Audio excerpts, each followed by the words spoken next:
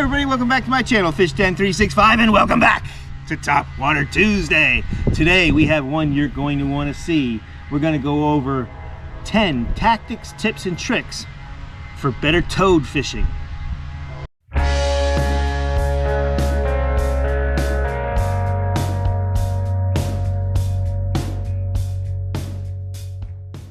So this is one I've been wanting to do for quite a while. I love to fish a toad, and we're going to talk about 10 tactics and tricks and tips to make you a better toad fisherman, help you catch more fish on a toad. If you don't fish a toad, I encourage you to fish it because it's such a fun bait to fish, and it is extremely versatile, more versatile than most people realize.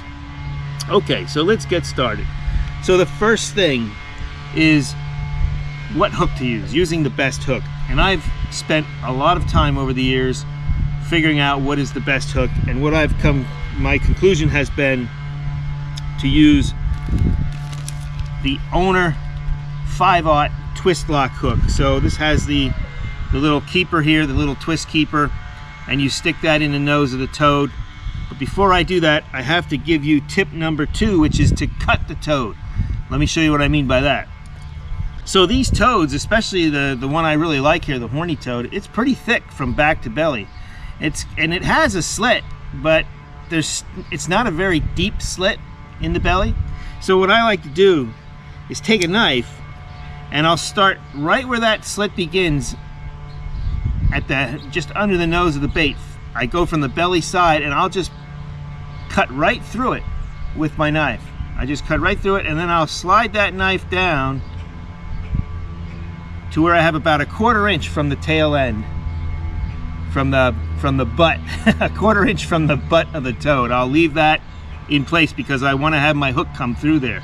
What this does is it allows you to get a much easier hook set on the bass when they hit it, and surprisingly, it really doesn't ruin the toad. This hook method is also what I found to be best to be able to reuse the toad, depending on how bad that fish mauls your lure. But oftentimes you can reuse it for a few bites. And horny toads are cheap, so that makes it good as well. So let's show you how we put this hook in there now that we've cut the toad. Very simple. You just go straight into the nose of the toad with your little screw eye here. It's important that you get it straight in there. Poke it in, and then you just twist it all the way in.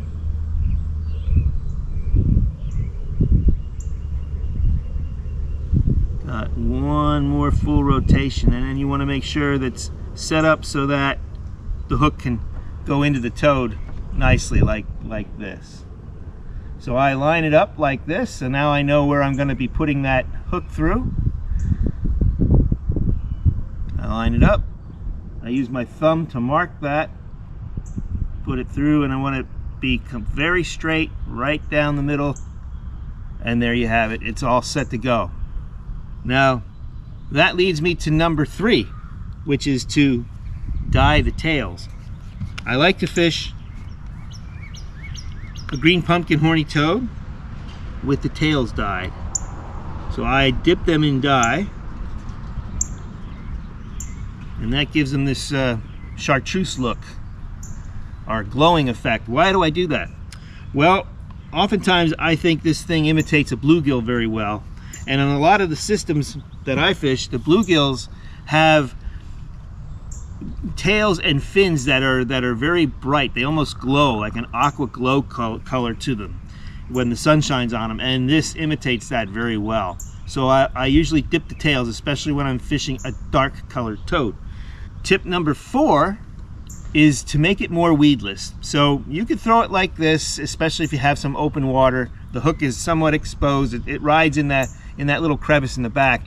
But if you're throwing this in cover, milfoil, coontail, lily pads, it's gonna get caught. So what I like to do is bury just the nose of the hook, and there are 2 ridges on the toad, a ridge here and a ridge here. I usually just turn the bait a little bit so that the hook goes into one of those ridges. See that? The toad still comes in straight, but now it's weedless. But as soon as that fish bites down on the toad, that hook pops out, and you're going to catch that fish. So that's tip number 4, making it weedless by using those ridges on the back to bury just the slightest tip of that point.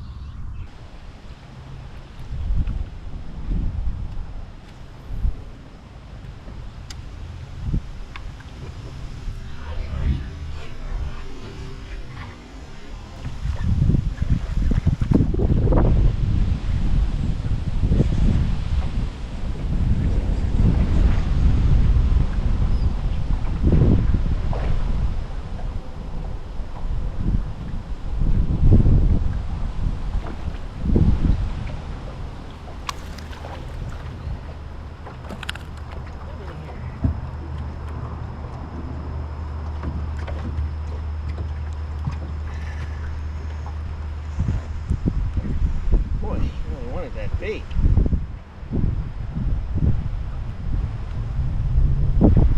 North wind, post frontal, Topwater Tuesday bite on the horny toad anyway. Number 5 has to do with color options, and you know, you can fish any color you want. There's a ton of colors available. Fish any color you want as long as it's green pumpkin. This is my go-to color. There's only one other color that I'll typically fish, and usually that's white. I'll fish white early in the morning if there's a shad bite. But other than that, if I'm fishing around cover, I'm throwing green pumpkin and I'm dipping those tails. I've tried over the years bunches of different colors, blacks, all types of variants of colors, and I've come to the conclusion that the only color I really need day in and day out is green pumpkin. It's just a great color. You know, you could fish black, but this is dark too, so this is, you know, it makes a good silhouette on the surface up against the blue sky. This makes a really nice silhouette. You can fish this at night, makes a good silhouette at night as well. And dyeing those tails like we talked about just makes it look that much more like a bluegill. Number 6, if you're looking to make a little more commotion with your toad, you could do this. You can remove the skirt on your buzzbait and put the toad on that buzzbait instead.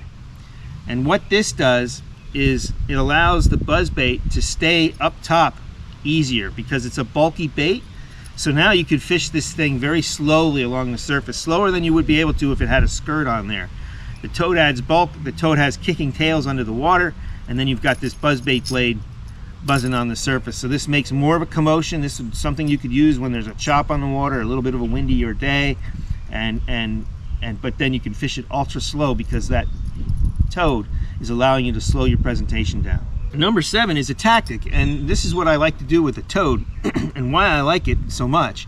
You know, you can fish toads, you can fish frogs, but toads I really enjoy fishing because I can cover a lot of water with them.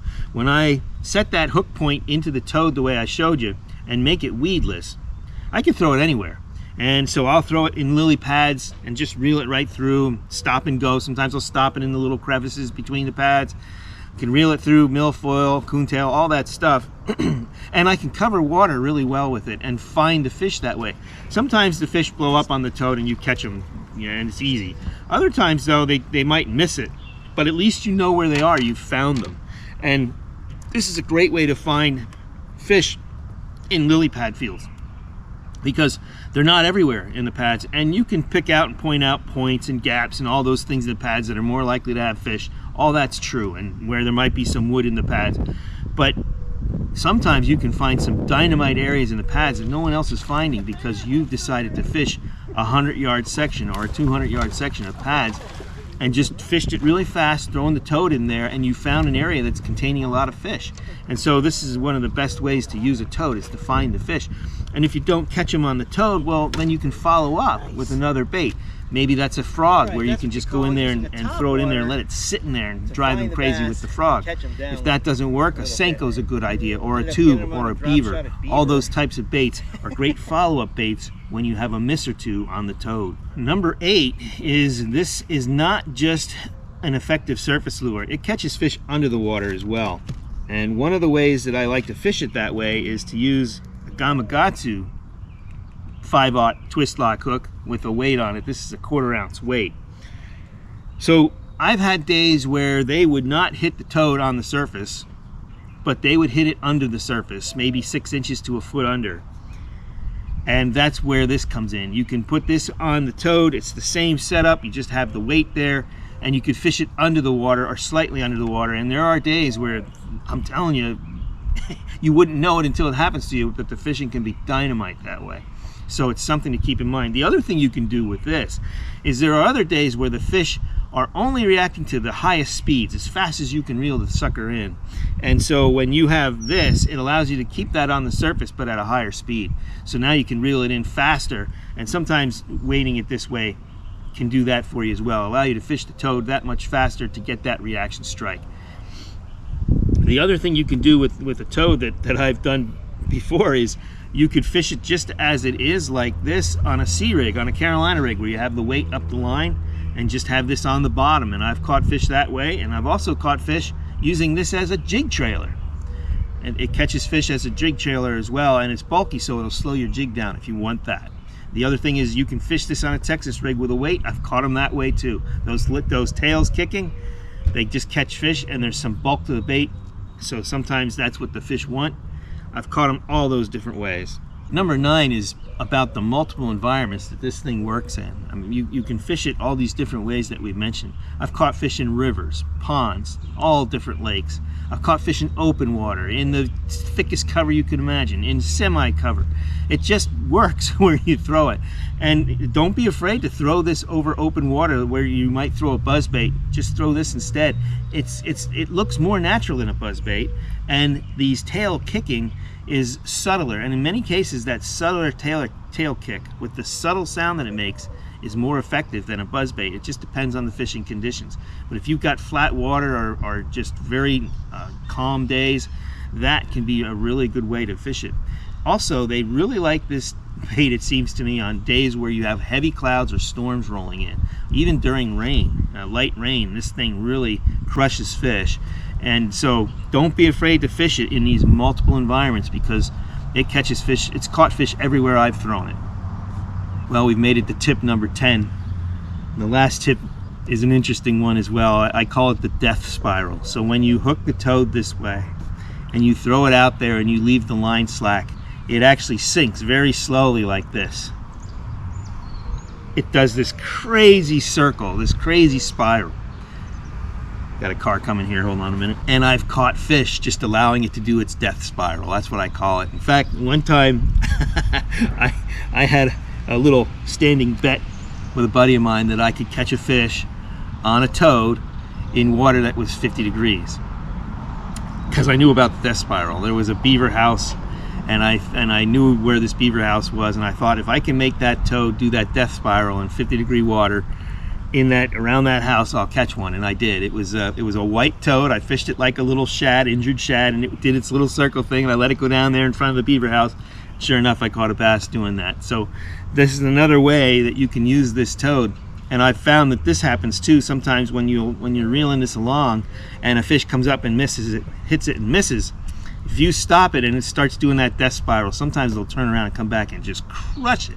So remember the death spiral, because it won't catch a fish every time, but every now and then it'll catch a fish, and it might be the fish of a lifetime. Well, those are my 10 tactics, tips, and tricks for toad fishing. I hope you enjoyed it. I hope you liked it. I hope you get something out of it. I encourage you to try toad fishing yourself if you've never done it. If you like this video, give me the thumbs up. Don't forget to subscribe to the channel. And if you'd like to see a video on a frog that I've recently discovered and really liked how it fished, take a look at this one right here. Until next time, be safe out there. Hope to see you on the water. And as always, may God bless your fishing endeavors.